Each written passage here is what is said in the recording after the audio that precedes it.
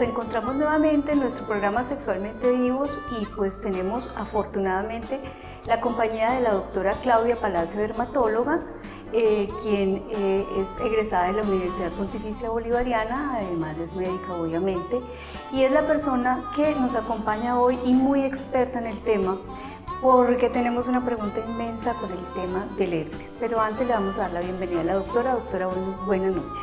Hola, buenas noches, un saludo especial para todos. Bueno, el tema del herpes siempre ha sido un tema muy controversial, porque muchas parejas se llegan a separar precisamente por el no saber manejar este tipo de enfermedad, el no tener un diagnóstico a tiempo, o el nunca haberse hecho un examen pensando que simplemente era cualquier cosita muy simple que tenía. Me gustaría mucho que empezáramos a explicar en qué consiste el herpes, qué es el herpes y por qué aparece el herpes. El herpes es una infección que se puede presentar en varias áreas del cuerpo. El herpes es un virus y existen varios tipos de este virus. El herpes entonces puede presentarse generalmente el herpes tipo 1 en la mucosa oral y el herpes tipo 2 en los genitales, pero pues no tiene que ser así. Por las prácticas sexuales a veces puede presentarse del uno o el otro en diferentes áreas. El herpes es una infección que es larvada, es una infección que inicia pero que el paciente lamentablemente no se cura, es una infección que el paciente va a convivir con esa sintomatología y con el virus ya por el resto de su vida. Entonces es muy importante que los pacientes sepan eso y que en general las personas, porque tenemos que tener precaución, pues si no tenemos el virus, pues para no contagiarnos, o si desafortunadamente ya lo tenemos, pues para evitar al máximo pues contagiárselo a otra persona. Bueno, pero entonces ahí tendríamos que ser supremamente honestos cuando conocemos a alguien y decirle a la persona: yo tengo el herpes. Y si no se lo dice, ¿qué pasa ahí? Porque puede que una persona diga: bueno, lo que pasa es que yo me casé hace 2 años, durante 2 años nunca habíamos tenido problemas, de pronto yo resulté con herpes y yo esto no lo entiendo, entonces o mi pareja fue infiel, sea hombre o sea mujer, o de pronto lo pudo haber tenido desde antes y no me comentó y ahora aparece la sintomatología, o qué pudo haber pasado ahí. Sí, es muy difícil establecer cuál pudo haber sido el causante, porque incluso la misma persona que no lo tenía hace 2 años puede ser que lo tenía en ese momento y que estaba como dormidito el virus y que se reactivó. Porque este virus se puede reactivar por diferentes situaciones. Una, porque tengamos episodios de estrés, porque nos sometamos a cambios de temperatura extrema, mucho calor, mucho frío, porque tengamos bajas las defensas, inmunosupresión, fiebre. Entonces puede que uno piense que no lo tiene, pero uno mismo lo pueda tener, o que la pareja se lo haya transmitido. Entonces es muy importante pues frente al tema manejar pues como la prevención. Entonces, si yo me voy a casar con alguien, yo le puedo decir a la doctora, le traje a mi marido para que le haga un examen de herpes y vengo a que usted me haga un examen de herpes. ¿Eso se puede? Sí, sí se puede realizar mediante un examen de sangre para determinar anticuerpos presentes. Si se puede realizar, pues si la paciente o los pacientes lo desean, se puede realizar. Pero es importante saber que la vía de contagio pues puede ser sexual en su mayoría, pero también en otras ocasiones puede ser por fomites o cosas que uno tocó y que estaban contaminadas. ¿Ah, sí? Sí, pero en su mayoría es pues con contacto directo con una persona que tiene el virus. Bueno, hay una inquietud muy grande, la diferencia entre el herpes oral y el herpes genital. ¿Por qué? Porque muchas personas confunden este tipo digamos, de sintomatología o de diagnóstico, y de pronto dicen: bueno, es que si tiene el oral tiene que tener el genital, o si tiene el genital tiene que tener el oral, entonces no nos podemos besar. Entonces ahí, ¿qué puede suceder? Y yo si veo a una persona, digamos los famosos fueguitos que la gente lo llama así, o las llaguitas en la boca, ¿eso es herpes o no es herpes? Es que hay muchas inquietudes con respecto a eso.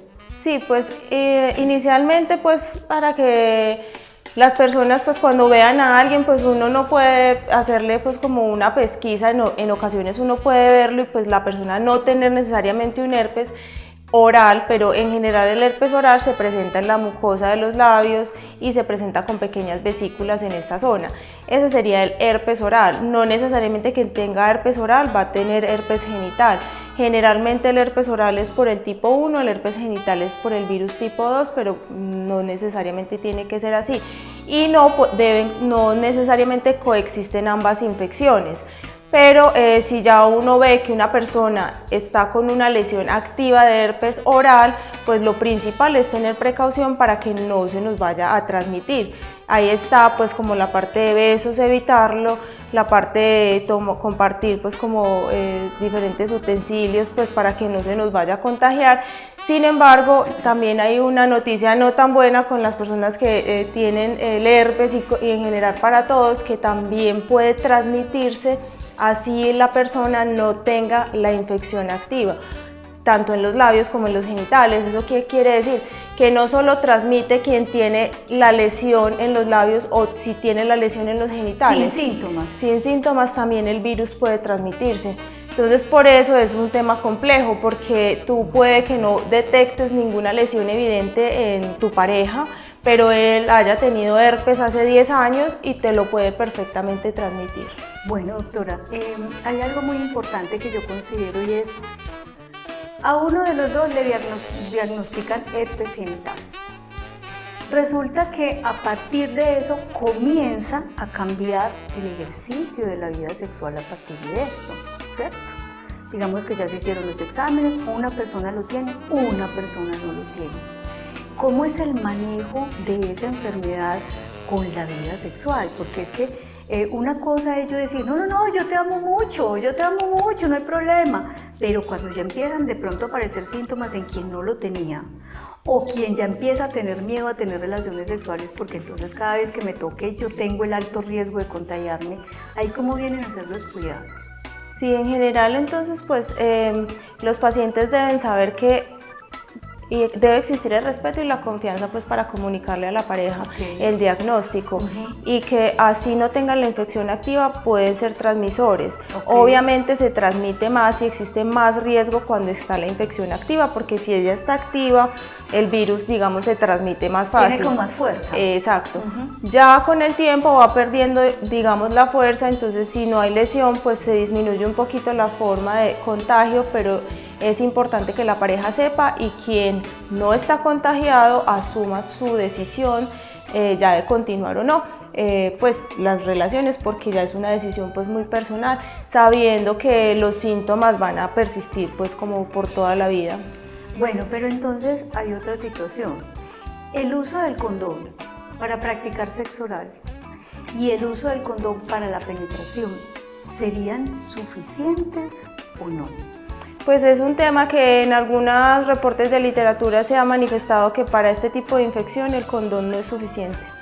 Entonces, porque de todas maneras están los fluidos, las caricias, el contacto. Exacto, entonces incluyendo el preservativo puede no ser suficiente para contrarrestar la transmisión.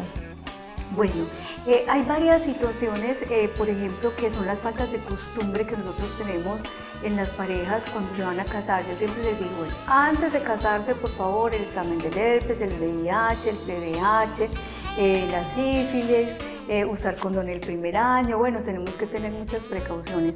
¿Donde usted sí llegan personas así con tanta prevención o simplemente se casan corriendo el riesgo? En general se casan corriendo el riesgo, pero muy importante, y por eso pues se hacen este tipo de programas y por eso tú estás como en esta labor para ayudar a que las personas pues tomen conciencia, y por eso yo también les digo a mis pacientes y a través de mis redes sociales y a través de programas como este que nos tenemos que cuidar, porque igual el ser humano está sometido a múltiples infecciones, a múltiples virus, bacterias, ¿cierto? Entonces no podemos vivir en una urna de cristal, eso sabemos. Nos relacionamos con el otro y tenemos que correr un riesgo. En el relacionarnos corremos muchos riesgos, pero pues si podemos minimizarlo al máximo es lo mejor, porque y ahí va una cosa que no hemos hablado, los síntomas cuando el paciente se contagia de herpes son bastante fuertes en la región genital. Muchos pacientes tienen un cambio en su rutina de vida porque esto les altera completamente su funcionalidad, porque las lesiones son muy dolorosas, arden, pueden ser pruriginosas o picar.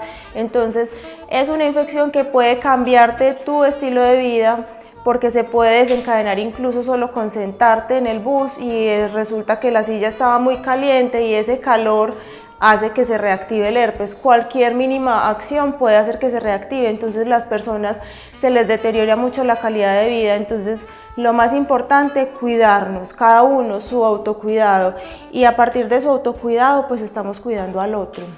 Yo me lleno aquí de preguntas cuando usted comienza a darnos esta información tan importante, porque nos estamos capacitando en el tema del herpes, que en realidad pues lo hemos escuchado, pero realmente el manejo es muy desconocido. Digamos, ahora que usted comienza con eso, me gustaría ser más específicos. Bueno, entonces empiezan los síntomas. Entonces, el manejo de los síntomas, que cambia ese estilo de vida en la persona y que empieza con toda esta incomodidad, me gustaría mucho que fuera más, digamos, más clara, para que la gente pudiera decir, bueno, prepárese para que su estilo de vida cambie y esté más en el manejo de la enfermedad mientras aparece la crisis. Sí, cuando alguien tiene una primoinfección, o sea, se infecta por primera vez en los genitales, entonces más o menos pueden aparecer los síntomas entre los 3 días posteriores al contacto riesgoso y más o menos hasta las 2 semanas. Okay. Es en un rango que pueden aparecer. Okay. ¿Qué es lo primero que puede aparecer? Pequeñas vesículas, como unas bombitas en la zona donde uno se contagió, que puede ser pues en todos los genitales, en la región perianal, en cualquiera de las zonas pues donde hubo el contagio.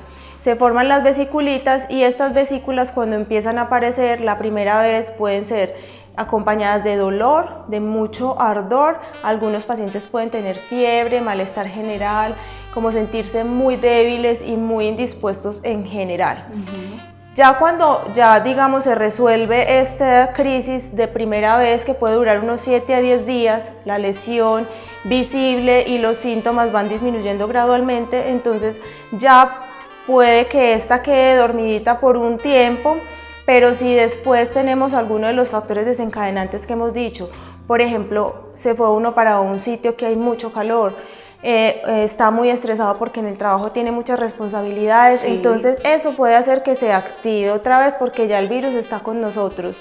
Y al activarse nuevamente se repiten los síntomas, vuelven a aparecer las vesículas. Y vuelve otra vez el ciclo del tratamiento. Y vuelve otra vez el ciclo del tratamiento. Que desafortunadamente el tratamiento no es curativo, sino que es para disminuir un poco los síntomas, acortar ese tiempo de duración de las lesiones, no que sean 10 días, sino tratar de acortarlo, y que el paciente pues retorne como a su vida normal lo más rápido posible. Pero esta frecuencia de los episodios es muy variable según cada persona. Mi pregunta importante para todos nuestros televidentes de Sexualmente Vivos y que están acá escuchando, quienes no lo tienen, quienes dudan de su pareja, quienes de pronto le han visto a su pareja pero no se atreven a preguntarle, pues me parece muy importante que demos una muy breve conclusión de cómo prevenir el contagio del herpes. Sí, importantísimo pues evitar contacto con personas que tengan lesiones activas. Si uno ve a alguien que tiene una lesión de vesículas en la boca o en los genitales, evitar pues tener la relación sexual, porque ahí se incrementa el riesgo del contagio. Y tratar pues de, si alguien sabe, yo sé que yo tengo herpes genital, pues tratar de tomar todas las medidas de precaución para no contagiar, y hablarlo, ¿sí?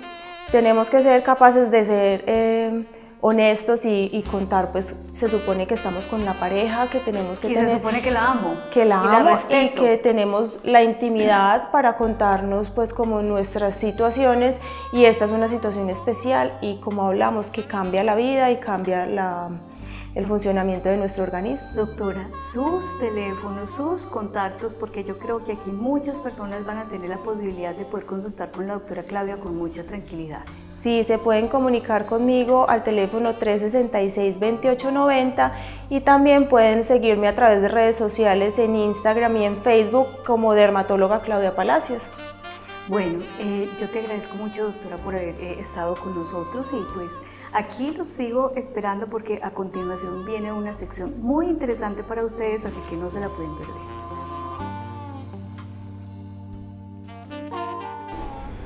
Bueno, muy bien, en esta sección vamos a tocar un tema que nos han solicitado mucho y es el sexo tántrico. El sexo tántrico tiene una preparación muy específica, Hoy vamos a aprender unos pequeños tipsitos para poder realmente disfrutar del sexo tántrico y no pensar que solamente es para pocas personas. Todos lo podemos vivir y lo podemos realizar. Lo primero que vamos a tener muy en cuenta es el ambiente.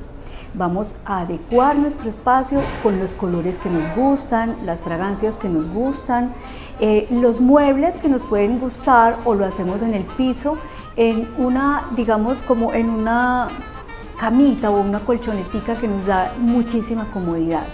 Pero el sexo tántrico también implica mucha conexión espiritual, la mirada mutua de los cuerpos y sobre todo un espacio de contemplación, o sea, un preámbulo largo donde yo voy a posibilitarme contemplar la desnudez de mi pareja. Y eso es precisamente el sexo tántrico, es un espacio agradable para que los dos disfrutemos de los colores, de los olores, del ambiente y sobre todo de un preámbulo donde podamos observarnos, disfrutar de nuestra desnudez y tener muy presente que ese periodo de contemplación es el que nos va a ayudar a elevar los niveles de excitación.